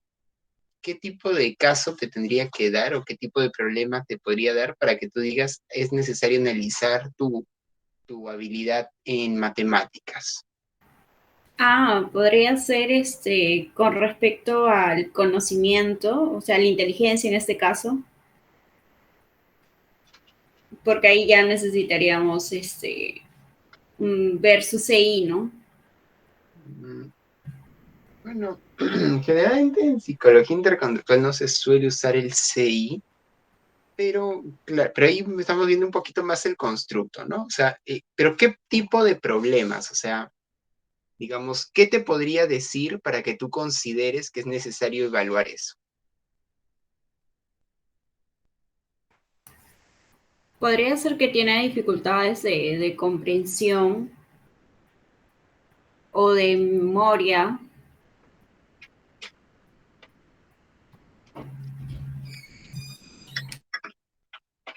Ujú. Está bien, más o menos algo así sería. Y bueno, ¿cómo podemos usar la matemática para mejorar nuestra labor?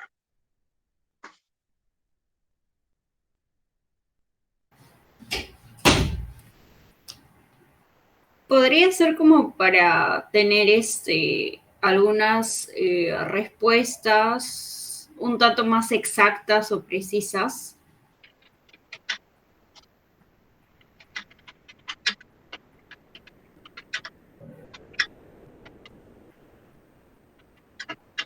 Sí, porque claro, cuando tú dices, quiero tener bueno, quiero llegar a mucha gente, pues como que es más o menos ambiguo, no es preciso, pero cuando dices, quiero llegar a estas 20 personas, es más preciso, entonces es más probable que lo hagas, porque está especificando. Entonces ahí te ayuda en eso, ¿no?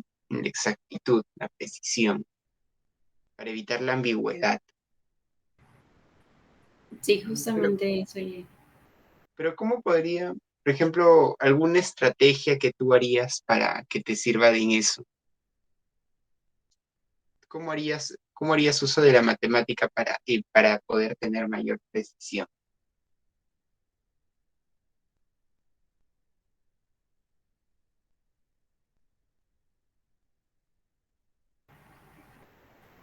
Se me ocurre, por ejemplo, la organización de datos que podría realizar matemáticamente. la organización de datos o de información. ¿Qué más podría ser? No, datos, no, casi lo mismo. También podría ser como que una abreviación, no sé, de variables, de ítems o de respuestas si le queremos colocar. Claro, esto de la abreviación en realidad es algo bastante complejo. A veces se utiliza, he visto en estos modelos predictivos de regresión lineal, a veces te salen fórmulas, ¿no?, de la regresión. Pero también digamos que, por ejemplo, un ejemplo icónico de abreviación es el modelo Rescola-Wegner, que se utiliza para tratar de calcular el condicionamiento clásico en investigación experimental.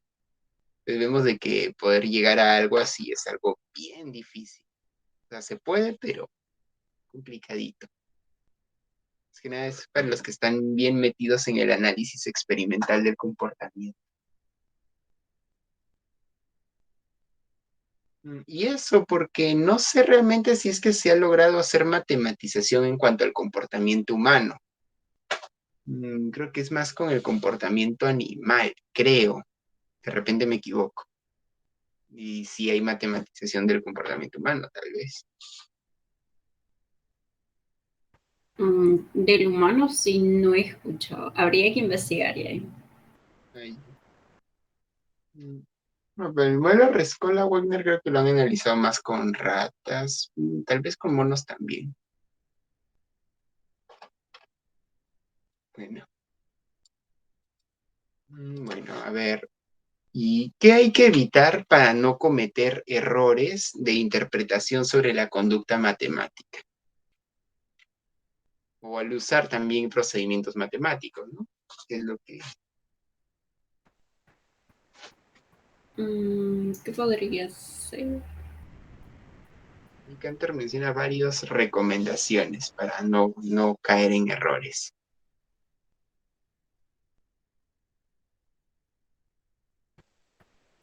Una pista ayer. No me acuerdo esa parte. A ver, vamos directo mejor a la... A ver, aquí nos daba alguna. Por ejemplo, que ninguna fórmula es válida si no respeta la naturaleza de los eventos. Bueno, aquí está más directo. Evita suponer eventos de manera hipotética deductiva, ¿no? Evita especular, mejor dicho, y procura observar o verificar lo que tú haces. Acá también mencionaba, ¿no? Verificar los eventos. Si vas a hacer una Sería construcción, como que someterlos a una experimentación o algo así, o sea, no solo como que deducirlo, sino se tiene que comprobar que realmente sucede de esa forma. claro, esa es una de las principales recomendaciones. Y bueno, evitar analizar solo eventos matematizables. O sea, no todo en la realidad se sabe. De repente todo se puede, pero de momento no todo se sabe cómo matematizar.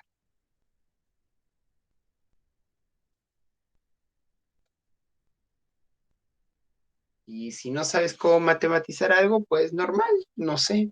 Algún día sabré y bueno, no me voy a centrar en estudiar solo lo que sé, lo que se puede.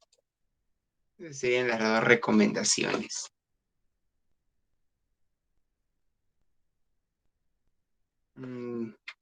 Verificar y no Verificar limitarse. Ajá. y no limitarse como que a matematizar, sino también analizar los otros tipos de comportamiento, algo así creo que era. Ahí podríamos mencionar, por ejemplo, a veces cuando hablan de esto del enfoques, ¿no? Cuando hablan de enfoque cualitativo, cuantitativo y mixto. No centrarse solo en investigación cuantitativa, por ejemplo, ¿no? También cualitativa. Sí, sí, sí. Y bueno, también Y bueno, podríamos mencionar, por ejemplo, por ejemplo, en el análisis que hace Rives, tal vez en los modelos en el comportamiento sustitutivo que él habla, pues no diría, ¿cómo matematizo eso? Pues nadie todavía no se sabe, pero eso no quiere decir que no lo vas a estudiar por eso, ¿no? La cosa es no centrarse, no limitarse.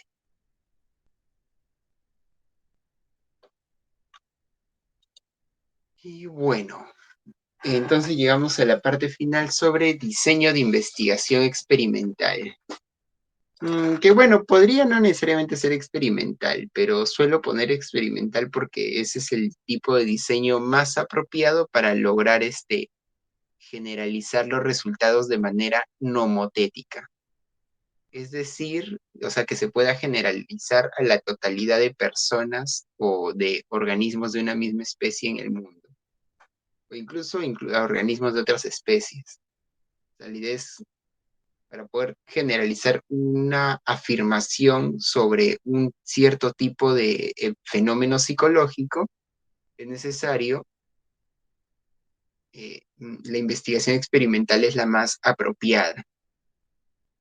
Por ejemplo, si hablamos de investigación más poblacional, si tú tienes tu muestra y tu población, los resultados de tu muestra son generalizables a la población y solo a la población, pero no a la totalidad de personas. La idea de una investigación experimental propiamente dicha es de que sí se pueda generalizar en la totalidad de personas. Y ese tipo de proposiciones nomotéticas son las necesarias para poder elaborar una teoría científica. Mm.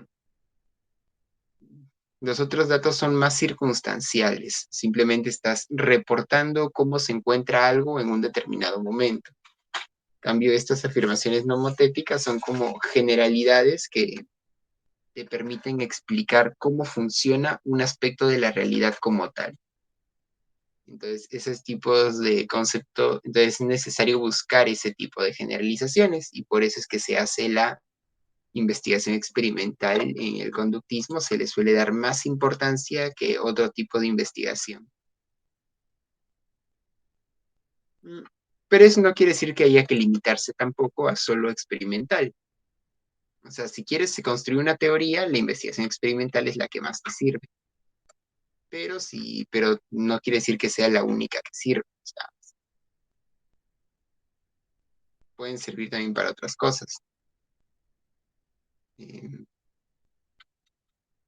digamos, si quiero hacer un programa de desnutrición, me conviene saber qué tanto está el nivel de nutricional de una población.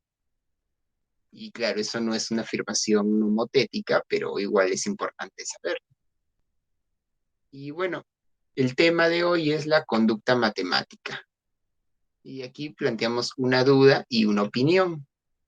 ¿Hay algo que te gustaría saber sobre la conducta matemática?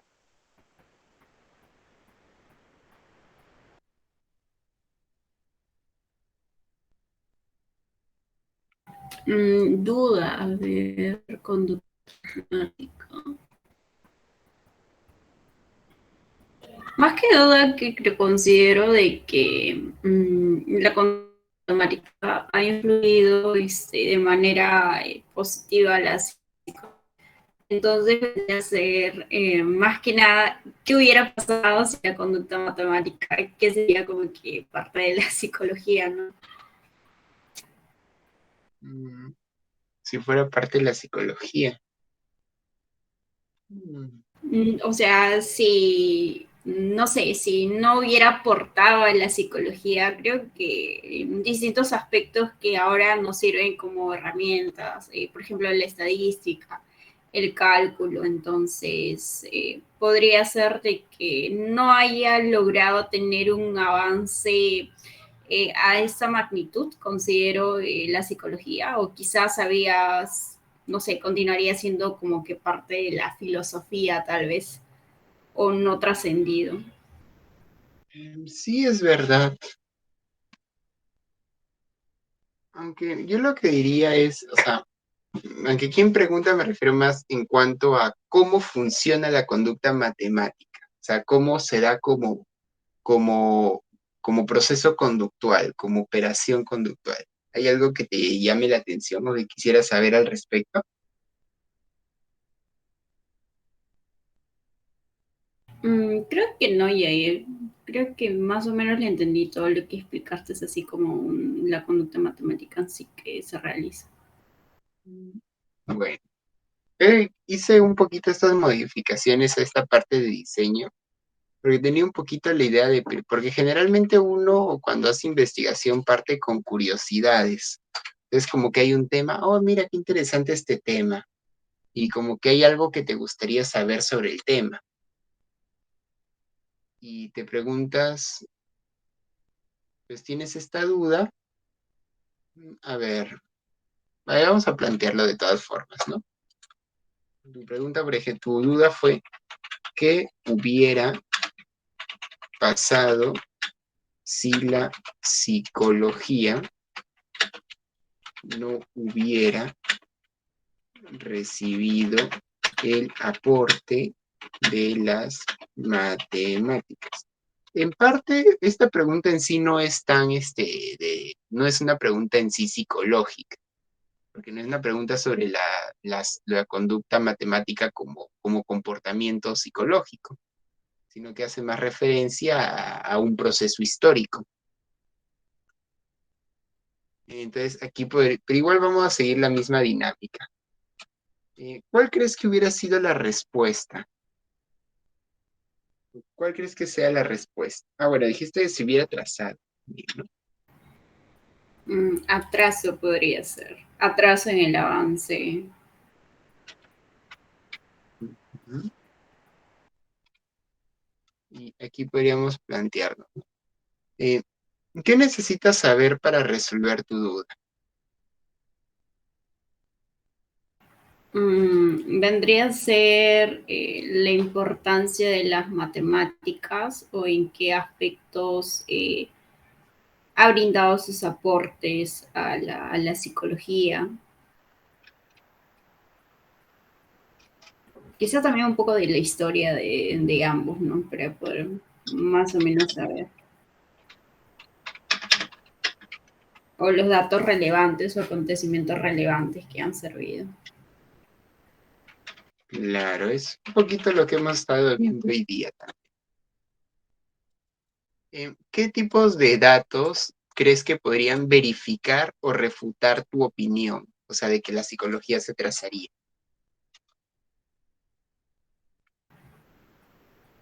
Datos. No sé, podría ser investigaciones o que quizás, no sé, haya información de que matemáticamente no influye tanto o quizás que el aporte que se brinda no es el idóneo.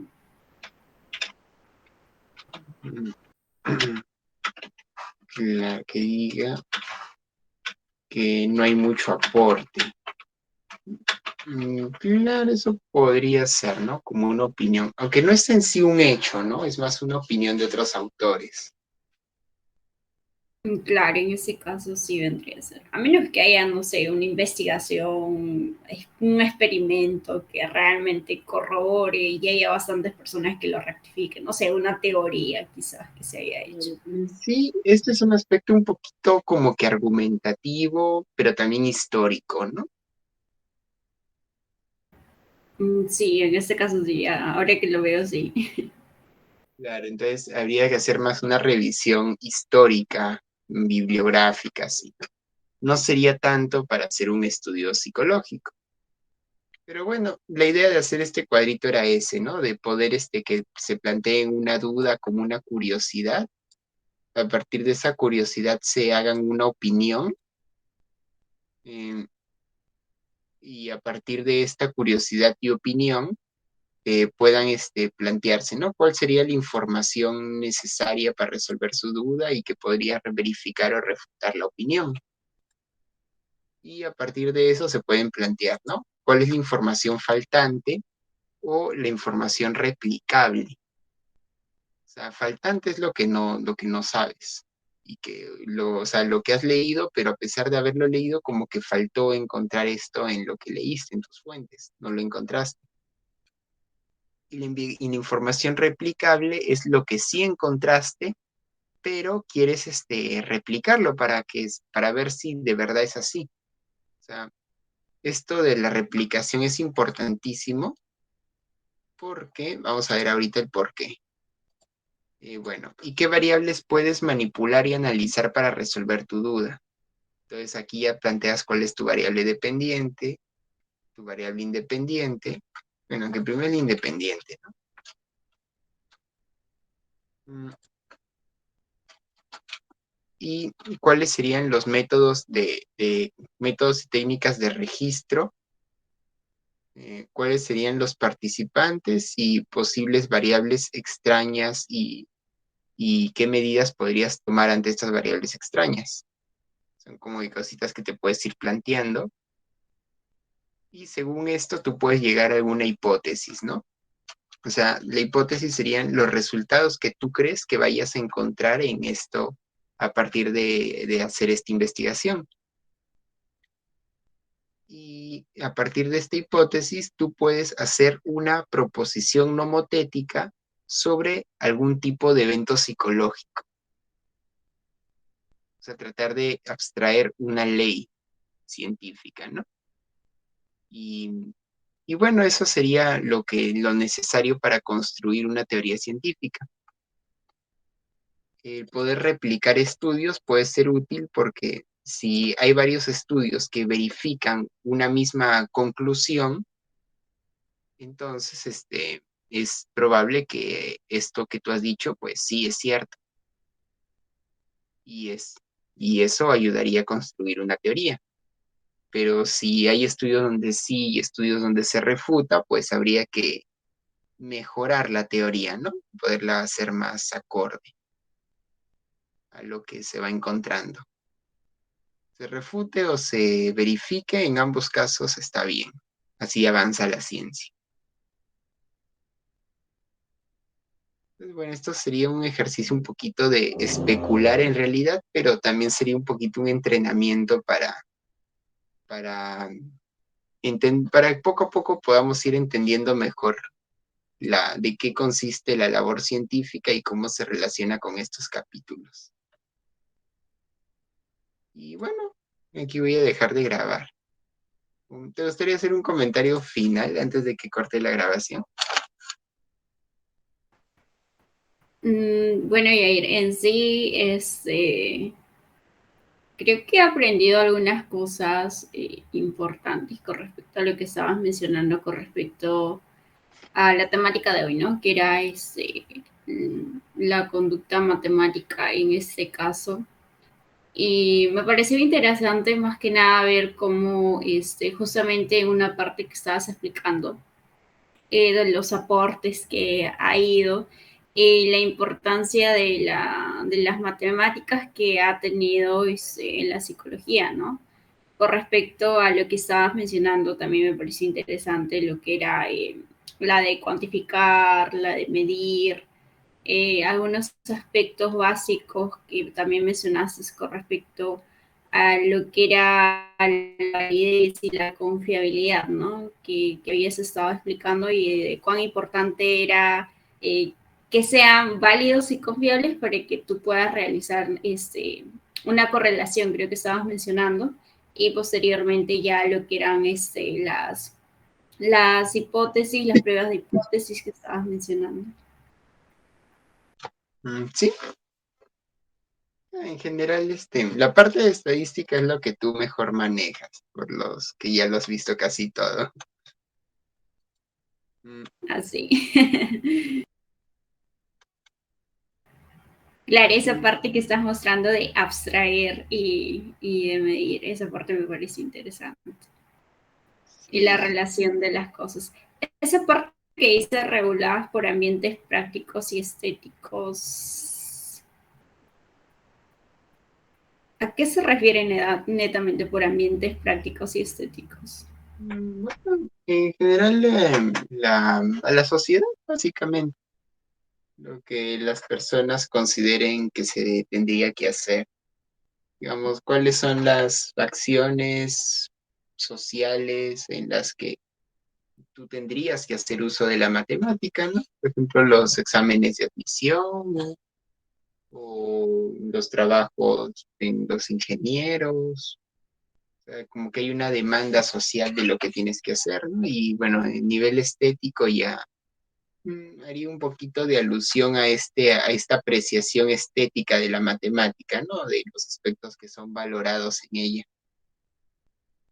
Ah, ya. Creo que también en el arte influye mucho eso, la simetría. Ya lo entendí ya. No, no se me había ocurrido. Ahorita sí ya lo tengo más claro. O sea, más que nada se refiere a al entorno social en el que una persona que se comporta matemáticamente, pues se desenvuelve.